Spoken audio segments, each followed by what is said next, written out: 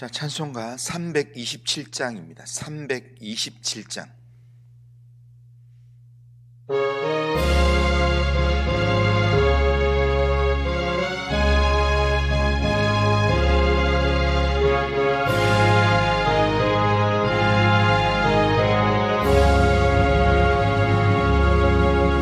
주님 주실 화평 믿음 얻기 위해 너는 정성껏 기도했나.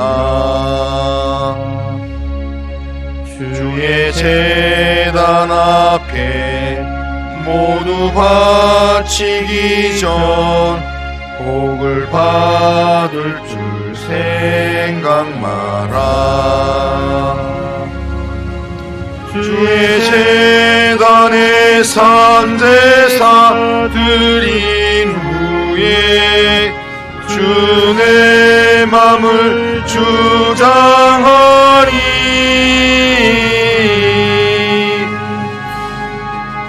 그의 뜻을 따라 그와 동행하며 영생 복락을 누리겠네.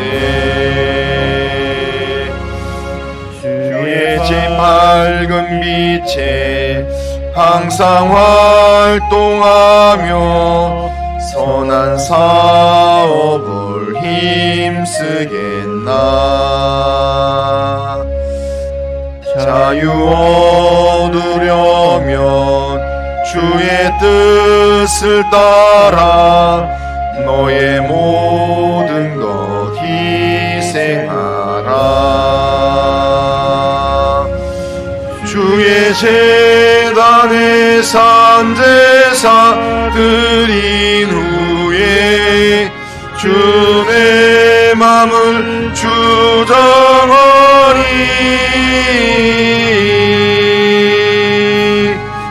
주의 뜻을 따라 그와 동행하며 영생 복락을 누리겠네. 주의 제단 앞에 모두 바친 후에 주와 온전히 사귀겠네. 주님 주신 기쁨 또한 그의 사랑 어찌 말로 다 형용하랴. 주의 제단에 산제사 드린 후에 주 내 맘을 주장하니.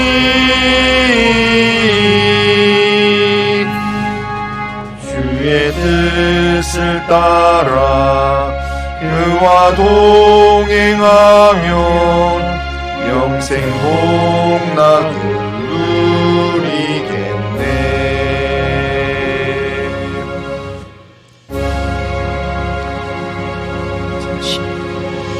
자, 신앙 고백하겠습니다. 나는 전능하신 아버지 하나님 천지의 창조주를 믿습니다. 나는 그의 유일하신 아들 우리 주 예수 그리스도를 믿습니다. 그는 성령으로 잉태되어 동정녀 마리아에게서 나시고 본디오 빌라도에게 고난을 받아 십자가에 못 박혀 죽으시고 장사된 지 사흘 만에 죽은 자 가운데서 다시 살아나셨으며 하늘에 오르시어 전능하신 아버지 하나님 우편에 앉아 계시다가 거기로부터 살아있는 자와 죽은 자를 심판하러 오십니다. 나는 성령을 믿으며 거룩한 공교회와 성도의 교제와 죄를 용서받는 것과 몸의 부활과 영생을 믿습니다. 아멘. 자, 하나님 말씀을 보겠습니다. 하나님 말씀은 여호수아 22장 10절에서 20절입니다.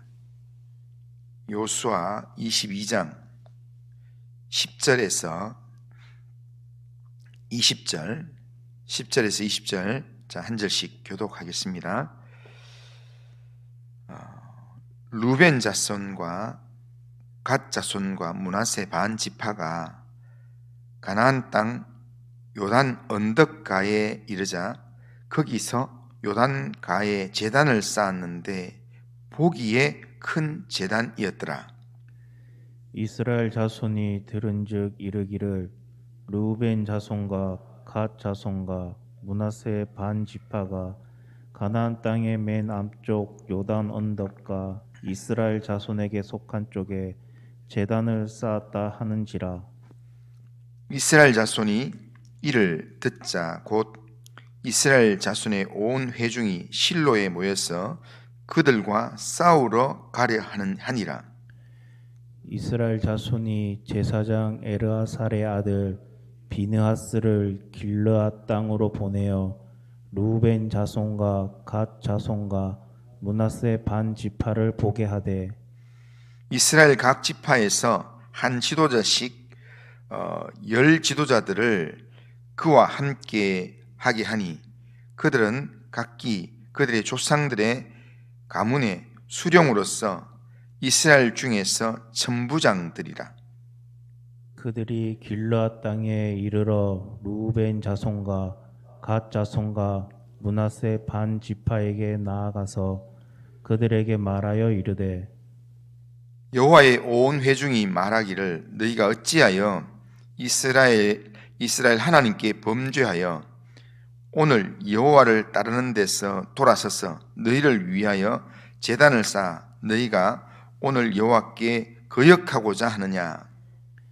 부올의 죄악으로 말미암아 여호와의 회중에 재앙이 내렸으나 오늘까지 우리가 그 죄에서 정결함을 받지 못하였거늘 그 죄악이 우리에게 부족하여서 오늘 너희가 돌이켜 여호와를 따르지 아니하려고 하느냐. 너희가 오늘 여호와를 배역하면 내일은 그가 이스라엘 온 회중에게 진노하시리라. 그런데 너희의 소유지가 만일 깨끗하지 아니하거든 여호와의 성막이 있는 여호와의 소유지로 건너와 우리 중에서 소유지를 나누어 가질 것이니라. 오직 우리 하나님 여호와의 제단 외에 다른 제단을 쌓음으로 여호와를 거역하지 말며 우리에게도 거역하지 말라. 같이 읽겠습니다. 세라의 아들 아간이 온전히 바친 물건에 대하여 범죄함으로 이스라엘 온 회중에 진노가 임하지 아니하였느냐. 그의 죄악으로 멸망한 자가 그 한 사람만이 아니었느니라 하니라. 아멘. 자, 오늘 우리가 읽은 이 본문은 요단 동편에 기업을 받았던 세 지파 사람들이 가나안 정복 전쟁을 이제 다 마치고 자기의 기업의 땅으로 돌아가면서 제단을 쌓으면서 생기게 되는 문제입니다. 본문 10절을 보면 르우벤 자손과 므낫세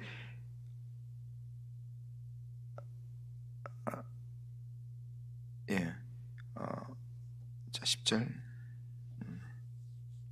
르우벤 자손과 갓 자손과 므낫세 반 지파가 가나안 땅 요단 언덕가에 이르자 거기서 요단가에 제단을 쌓았는데 보기에 큰 제단이었더라라고 말씀합니다. 요단 동편에 있던 사람들이 이제 자기 고향으로 돌아가면서 자기 집으로 돌아가면서 요단가에 제단을 쌓았는데 여기 표현이 어떻게 되냐면 보기에 큰 제단이었더라 이렇게 얘기합니다. 그러니까 여기 본다는 것은 이쪽 요단 서편에 있는 사람들이 보기에 멀리서 딱 봤을 때도 눈에 확 띄게끔 큰 제단을 쌓았다라는 겁니다. 그래서 요단 서편 가나안 땅에 있던 사람들이 그냥 제단을 쌓는 그 모습을 보면서 오해를 했습니다. 이 사람들이 하나님을 잘 믿고 섬기라고 그렇게 부탁을 하고 보냈더니 금세 강을 건너자마자 강 건너는 곳에 지금 우상에 큰 제단을 쌓고 지금 우상 숭배를 하려나 보다, 그렇게 생각한 것입니다. 그래서 지금 요단 이쪽에 있던 이 가나안 땅에 있던 이스라엘 사람들이 그들이 우상의 제단을 만들고 있는 줄로 생각하고 그들이 이스라엘을 배신했다, 하나님을 배신했다라는 소문을 그렇게 내기 시작하면서 많은 사람들이 그 진위 여부를 묻지도 않고 요단 동편에 있는 사람들 오해해서 성막이 있는 이 실로 성소에 사람들 10지파가 다 모였습니다. 전부 다 모여서 그리고는 그들을 진멸하기 위해서 전쟁을 하려고 시작했습니다. 본문 12절을 보면 이스라엘 자손이 이를 듣자 곧 이스라엘 자손의 온 회중이 실로에 모여서 그들과 싸우러 가려 하니라. 그렇게 전쟁하려고 가려고 지금 다 모였다는 겁니다. 하마터면 지금 전쟁이 일어날 뻔했습니다. 그때 영적인 지도자들이 서로 싸우기 전에 서로의 입장을 한번 들어보자라고 하면서 이렇게 제안을 하게 됩니다. 그래서 제사장 엘르아살의 아들 비느하스와 각 지파의 수령들 중에서 천부장 10명을 불러 모아서 이 비느하스가 대표로 10명과 함께 요단강을 건너서 그 요단 동편으로 가게 됩니다. 그리고 그 사람들 만나게 됩니다. 그러면서 거기 가서 그 사람들에게 왜 이렇게 이런 죄를 짓냐 하면서 책망을 하게 됩니다. 그래서 16절부터 20절까지는 하나님께서 이스라엘 백성의 죄를 심판하셨던 일들을 거론하면서 지금 요단 동편에 있는 이 제단을 쌓고 있는 사람들을 책망하는 이야기입니다.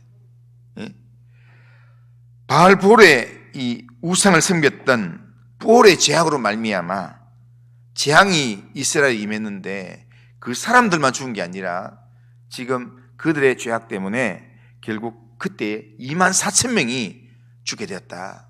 그걸 너희들 모르냐라고 이야기하면서 경고를 하고, 그리고 마지막 20절에는 아간이 하나님께서 여리고 성에 있는 어떤 것도 건드리지 마라 이랬는데 아간이 범죄할 때 그 가족들이 다 죽게 됐다. 그러면서 하나님께서는 이렇게 범죄할 때마다 하나님 반드시 심판하신다. 그런데 그들만 심판하는 게 아니라 이스라엘 전부 다를 심판하시기 때문에, 그렇기 때문에 너희들이 이 요단강을 건너자마자 지금 우상의 제단을 쌓고 이렇게 범죄하는 이유가 뭐냐라고 책망하듯이 묻는 내용이 오늘 본문의 내용입니다. 그런데 이 사람들은 지금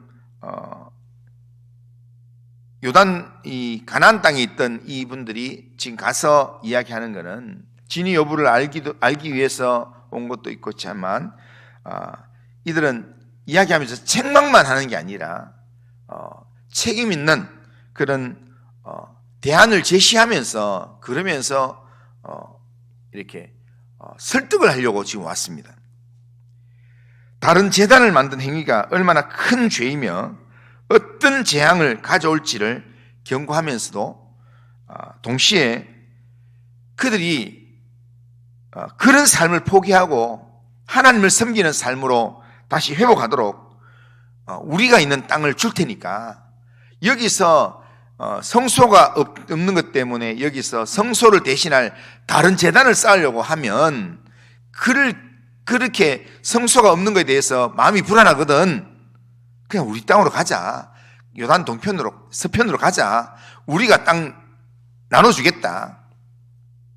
같이 살자. 그러면서 이야기합니다. 19절을 보면 그렇게 이야기합니다. 19절. 자, 여호수아 22장 19절 보면 그런데 너희의 소유지가 만일 깨끗하지 아니하거든 여호와의 성막이 있는 여호와의 소유지로 건너와 우리 중에서 소유지를 나누어 가질 것이니라. 오직 우리 하나님 여호와의 제단 외에 다른 제단을 쌓음으로 여호와를 거역하지 말며 우리에게도 거역하지 말라. 그렇게 얘기합니다. 성소가 지금 요단 서편 실로에 있기 때문에 요단 동편이 성소가 없어서 부정하고 성소가 없어서 좀 손해본다 이런 생각이 들고, 그래서 예배의 제단을 필요해서 예배의 제단을 위한 그런 내용으로, 성소와 같은 그런 내용으로 제단을 쌓는 것이라면 요단 서편 실로가 있는 곳으로 우리 같이 가자, 함께 예배드리면서 함께 살자라고 지금 독려하는 이야기입니다. 지금 오늘 10절부터 20절까지의 내용 속에서는요, 요단 동편의 세 지파의 입장은 한마디도 나오지 않습니다. 그러니까 요단 동편의 세 지파의 입장은 내일 나옵니다.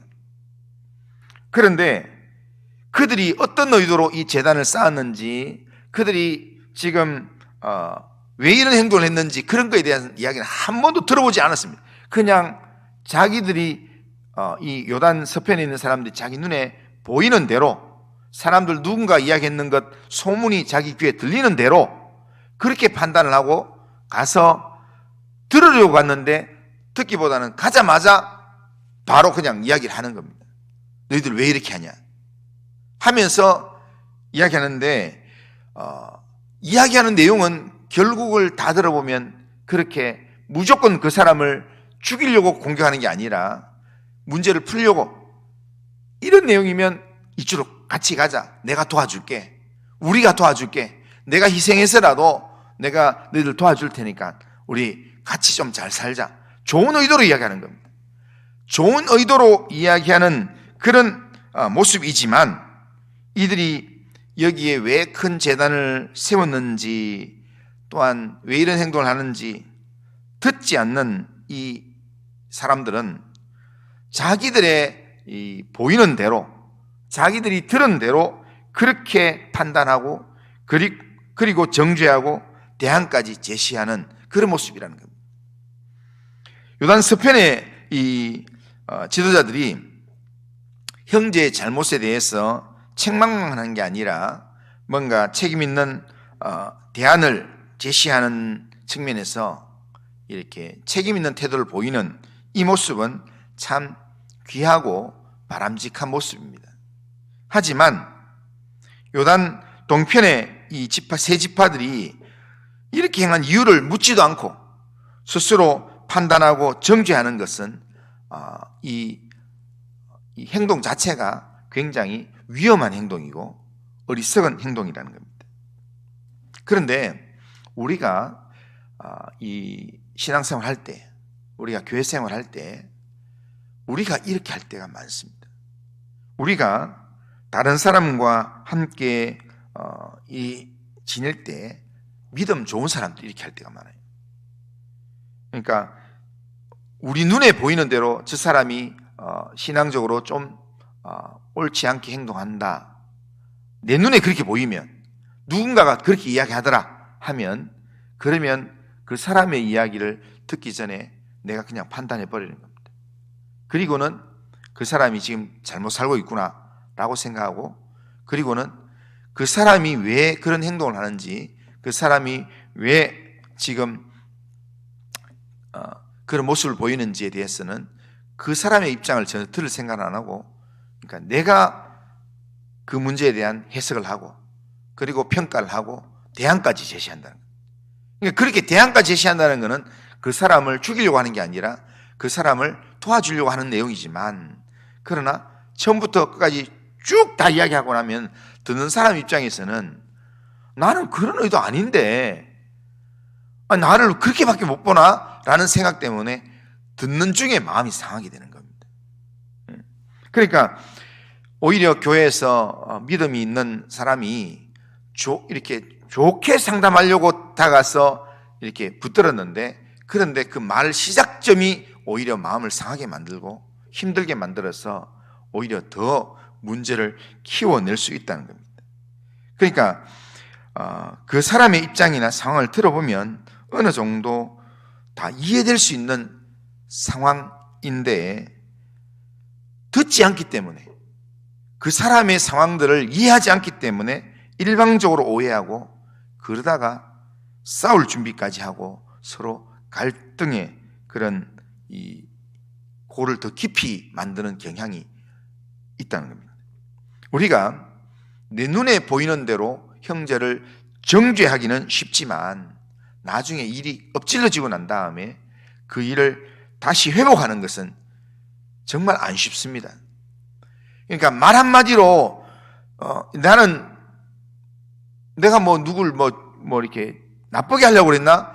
문제를 풀려고 했지? 라는 생각으로 그렇게 말하더라도 내 말 한마디가 상대방에게 큰 상처를 주면서 어려움을 주면서 정죄하기 시작하면 그게 문제를 푸는 게 아니라 오히려 문제를 더 골이 깊게 만들게 한다는 겁니다. 이렇게 명절이나 또 이렇게 가족 간에 이렇게 모였을 때 대부분 다가 이런 판단을 누가 하냐면 신앙 있는 어른들이 합니다. 신앙 있는 어른들이 우리 자녀들이나 또한 내 믿음의 이 후배가 되는 이렇게 우리 친족들한테 이야기하면서 충분히 이야기 듣기 전에 먼저 이렇게 한두 마디 듣고는 내게 딱 들어오는 그런 선입견으로 이렇게 해야 된다. 내가 네 도와주려고 그런 거다. 라고 이야기하는데 충분히 나는 도와주기 위해서 이야기를 했는데 오히려 상대방은 나의 생각과는 전혀 다르게 그렇게 반응하면서 그렇게 할 수도 있다는 겁니다.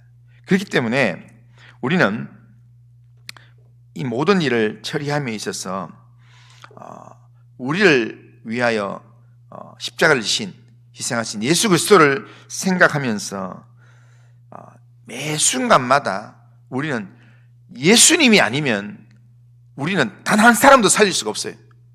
우리가 뭔가 이때까지 신앙생활을 20년 하고 30년 하고 이렇게 오랜 신앙생활하고 내가 여러 가지 직분을 감당하고 했다 하지만 주님이 나를 도와주지 않으면 성령이 나를 도와주지 않으면 우리는 단 하나의 어린 영혼도 살려낼 수가 없어요. 오히려 내가 살리려고 하는 그 모든 내용이 오히려 내가 설치면 설칠수록 내가 말하면 말할수록 오히려 더 문제를 만들 수 있어요. 그런데 내가 나와 함께 하시는 주님을 의지하고 주님이 나를 통해서 생명 살리는 일을 하길 원합니다 라는 그 믿음으로 주님을 온전히 의지하는 마음으로 주님의 마음으로 다가가면 한 사람을 살리는 게 아니라 이 베드로의 그 말처럼 성령에 붙들림 받아서 말할 때 하루에 수천 명이 살아나게 되는 그런 영적인 일들이 일어나게 된다라는 겁니다. 그러기에 우리는 예수님을 우리가 온전히 붙들면서 주님이라면 이때 어떻게 말씀하시겠습니까? 주님이면 지금 이 사람을 어떻게 대하겠습니까? 이런 마음으로 나 자신의 일을 돌아보기도 하지만 다른 사람의 일을 돌아볼 줄 알아야 합니다. 다른 사람의 입장에서 그 사람의 상황들을 들어보고 귀 기울이고 그리고 기도하고 그리고 하나님 앞에서 이 사람을 어떻게 살릴 건가에 대한 그 모든 하나님과의 의논 이후에 그 다음에 다가가서 그 사람을 또한 대하는 것, 그런 신중함이 그리고 그 사람을 향한 관대함이 우리에게 있어야 된다는 우리에게 누군가를 대할 때는요, 우리의 신앙생활과 다른 모습의 삶을 보면서 이렇게 내가 누군가를 만나야 될 때는 꼭 두 가지를 생각해야 합니다.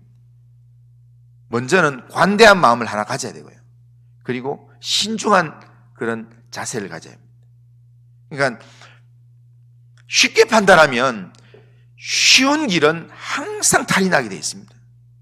그러니까 주님은 우리에게 늘 넓은 길보다는 좁은 길로 가라 그러고 넓은 문으로 들어가기보다는 좁은 문으로 들어가랍니다.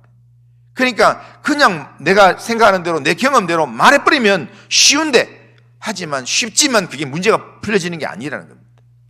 이 2월 한 달을 우리가 살아가면서 이 2월 한 달을 살아가면서 내 눈에 보이는 대로 내 귀에 들리는 대로 그렇게 판단해서 말하는 건 쉽습니다.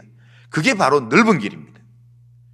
그런데 주님이 우리에게 원하시는 길은 넓은 길, 넓은 문으로 들어가는 게 아니라 주님을 닮아서 좁은 문으로 들어가고 좁은 길로 가는 겁니다.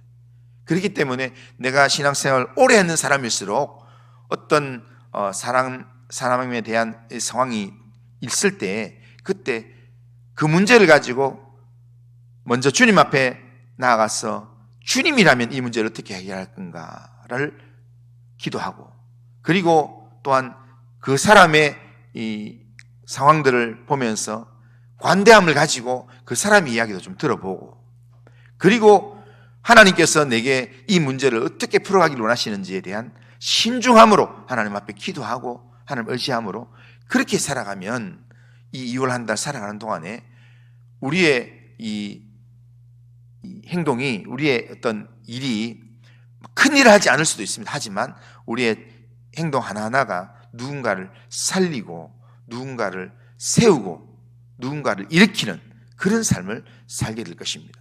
2월 한 달 믿음 안에서 신중함과 관대함으로 하나님의 소리에 귀를 기울이고 또한 내 형제의 소리에 귀를 기울이면서, 그러면서 하나님의 뜻을 이루어가는, 하나님의 마음을 읽어가는 그런 삶을 이 한 달 동안 살아가는 우리 성도님들 다 되시기를 주님의 이름으로 축원합니다. 이 시간 우리 같이 한번 기도 한번 하겠습니다. 이 시간 기도하면서 2월 한 달 살아갈